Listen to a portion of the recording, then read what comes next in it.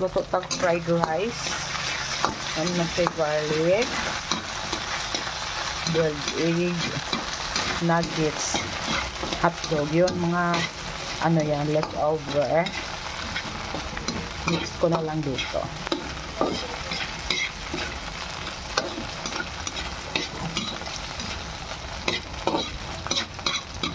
Slice ko lang ng maliliit. Ayan. Marami namang style ang pag fried rice. Kahit ako din marami style. Ito ibang style ko.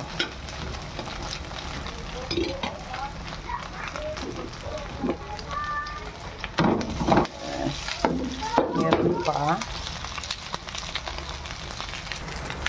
Ayan, I mix it already. Tapos, lagyan natin ng konting salt. Mix lang.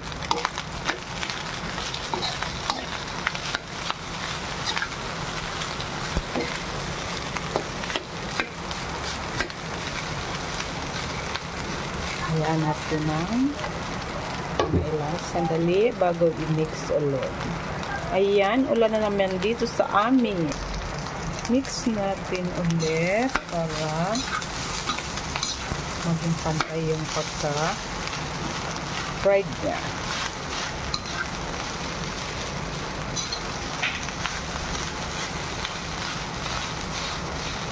Ang hirap kasi i-fried rice yung soft na rice. Mas masarap yung buhag-hag niya.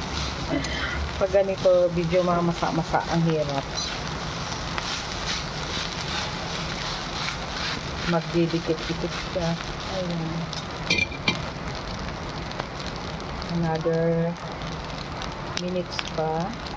Meron pala akong tirang yung fried fish kagabi. So, mix na rin natin para one meal.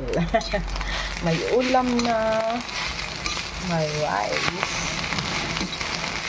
may carbo na, may protein. Isang kainan na lang. One meal at a time. Diba? Nilinis ko lang yung mga tinik niya para yung mga chicken safe naman. Hindi pa yan tapos. Sige, medyo basa pa. Ayan.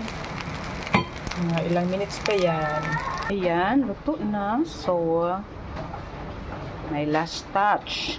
Garnish tayo ng konting spring onions. For the attraction sa mga chikiting, additional din siya aroma. At meron naman siyang benefit sa ating katawan. Ayan, my fried rice is done.